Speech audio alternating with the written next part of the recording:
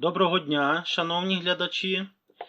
Як бачите, ви можете переконатися, що інформація публічна, невидумана, тому я хочу з вами поділитися зараз такою дуже важливою інформацією. Це мобілізація змінилась. Що чекає чоловіків з 1 серпня, нові закони, відстрочка, штрафи, і так далі. Починаємо. Верховна Рада України ухвалила законопроект номер 134/72, який передбачає продовження воєнного стану та мобілізації ще на 90 днів, тобто до 5 листопада поточного року. У Міністерстві оборони відбулися серйозні кадрові зміни. Рустема Умірова змінив Денис Шмигаль, колишній прем'єр-міністр. Це вперше в історії незалежної України, коли колишній глава уряду переходить на посаду міністра оборони. Тепер урядом керує, це йде у нас прямий ефір, Юлія Свериденко, яка раніше очолювала Міністерство економіки. Нові законопроекти та їхні наслідки, які є. Законопроект номер 13229. Верховна Рада підтримала цей документ у другому читанні. А президент Володимир Зеленський уже підписав його. Він передбачає можливість проходження контрактної служби людьми пенсійного віку, тобто від 60 років і старше, але лише на добровільній основі та ексклюзивно на небойових посадах. Контракт укладається на 1 рік із можливістю продовження за бажанням. Законопроект номер 1222, він досі лежить у Верховній Раді і не розглядається. Він передбачає зниження мобілізаційного віку до 55 років із одночасною демобілізацією тих, хто має понад 55. Але президент під час виступу в парламенті заявив, що демобілізації найближчим часом не буде і що мобілізовані служитимуть до перемоги над російським окупантом. Таким чином, багато хто з 50-60-річних залишатиметься у лавах ЗСУ. Якщо закон номер 1222 не ухвалюють на цій сесії парламенту 13-ї, він автоматично переноситься на наступну, тому не зникає, але на даний момент перспектив ухвалення дуже мало.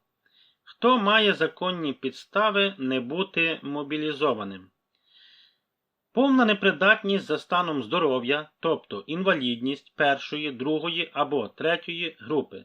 Такі особи офіційно звільняються від мобілізації. До служби допускаються особи 3 групи лише за власним бажанням. Досягнення граничного віку, тобто 60 років, більше за це Збройні сили не мобілізують. Наявність відстрочки або бронювання, такі люди також не підлягають мобілізації. Відомо, що у мобільному застосунку Резерв Плюс у липні з'явилася можливість сплачувати штрафи онлайн без відвідування територіальних центрів комплектування ТЦК. Це значне полегшення для користувачів. Крім того, заступниця міністра оборони з цифровізації Катерина Чорногоренко звільнилася у липні, а на її місце призначили Оксану Ферчук. Планується подальша цифровізація мобілізаційного процесу з метою мінімізації необхідності особистої присутності в ТЦК. Уже нині через застосунок можна оформити відстрочку для 2 категорій – наукові та педагогічні працівники. Особи, дружина або чоловік, яких мають інвалідність 1 або 2 групи. Найближчим часом у Резерв Плюс можуть з'явитися можливості оформлення відстрочок для сімей, які виховують дітей з інвалідністю. Таку інформацію повідомила Чорногоренко перед звільненням. Військовий облік студентів. Президент підписав закон щодо військового обліку студентів, медиків. Згідно з ним, Значить, чоловіки, які навчаються у медичних або фармацевтичних навчальних закладах, мають проходити обов'язкову військову підготовку, якщо вони придатні за здоров'ям та пройшли відбір. Раніше це було добровільно. Чоловіки до 25 років, які не проходили службу, автоматично потрапляють на військовий облік і отримують звання солдата або матроса запасу. Жінки з медичною або фармацевтичною освітою також автоматично включаються до обліку, без необхідності відвідувати ТЦК. Їхні дані вносяться до реєстру оберіг, а освітні заклади зобов'язані передавати інформацію про випускниць протягом 7 днів після закінчення навчання. Йдемо далі. Перевірки підприємств із бронюванням у липні уряд ухвалив постанову номер 847, яка змінила порядок перевірок підприємств із правом бронювання працівників. Постанова набрала чинності 16 липня після офіційної публікації. Тепер підприємства, які вже мають статус критично важливих, збережуть його до завершення терміну дії ухвалених рішень.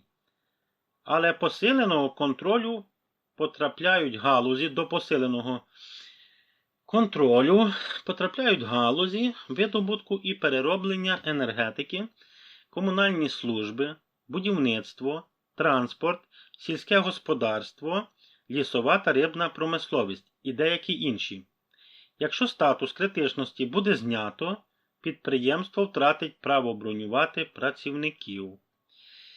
Ось заключні зміни від 1 серпня. З 1 серпня відмінено систему строкової військової служби, натомість впроваджується обов'язкова базова загальновійськова підготовка для всіх громадян віком 18-25 років, які навчаються. Формально служити немає, але підготовка має надавати базові навички для можливого захисту держави. Зміни стосуються лише підготовки, а не мобілізації. Все одно мобілізація продовжує діяти, адже війна, на жаль, не закінчилася. Підсумки такі, що чекає українських чоловіків віком 18-60 років. Мобілізація продовжується до 5 листопада, ймовірно, далі, бо воєнний стан продовжений.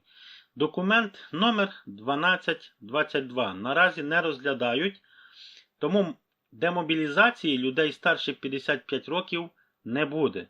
Контрактну службу можуть проходити особи від 60 років, але тільки добровільно і на небойових посадах. Це закон 13229. Особи з інвалідністю 1-3 група не можуть бути мобілізовані. 3-ю групу можуть залучати, але лише на власне бажання.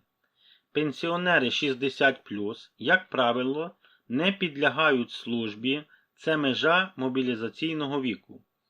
Можливість відстрочок і бронювань доступна через застосунок «Резерв Плюс», який стає зручнішим, онлайн-оплата, оформлення петицій для науковців, педагогів, сімей з інвалідами. Студенти, медики обов'язково проходять військову підготовку, чоловіки до 25 років, жінки з медосвітою автоматично ставляться на облік. Перевірки підприємств з критично важливим статусом посилилися. Якщо бронювання знімуть, працівників там вже не зможуть захищати від мобілізації. З 1 вересня обов'язкова базова підготовка для осіб 18-25 років, які навчаються. Це не мобілізація, але підготовчі навички, рекомендації для тих, хто підпадає під мобілізацію. Так що перевірте статус військово-облікової категорії, чи маєте бронювання чи відстрочку. Якщо маєте інвалідність, отримайте підтвердження офіційними документами, медична комісія, інвалідність 1-3 групи. Оновіть дані в Резерв Плюс, сплатіть штрафи онлайн, оформіть заяву на відстрочку для науковців, педагогів, родин з інвалідами. Якщо є діти з інвалідністю, слід очікувати можливості оформлення відстрочки через застосунок. Якщо ви студент, медик або фармацевт, Ознайомтесь із вимогами щодо обов'язкової підготовки та автоматичного обліку. Підприємствам із критичним статусом таке: перевірте, чи не зняли статус критичності. Це вплине на бронювання працівників. Найголовніше. Законопроект номер 13472 продовжує мобілізацію до 5 листопада. Номер 13229 закон надає можливість добровільної контрактної служби після 60. Закон номер 1222 про зниження віку до 55 не розглядається, демобілізації не буде. У застосунку Резерв Плюс активні нові функції для бронювання і відстрочки. Військова підготовка студентів, медиків стала обов'язковою. Система строкової служби скасовано. Натомість з вересня обов'язкова підготовка 18-25-річних. Перевірки підприємств посилилися, можуть втратити право бронювання працівників. Ось така інформація, дорогі глядачі. Все було наживо. Дуже вам дякую за увагу. Якщо хочете віддячити за мій труд, покладьте вподобайку, якщо вам ця інформація була корисна. Мені буде дуже приємно. Ми з вами зустрінемося вже в наступному випуску, як з'явиться щось уже свіже. Підписуйтесь, якщо маєте бажання. На все добре. Зустрінемось.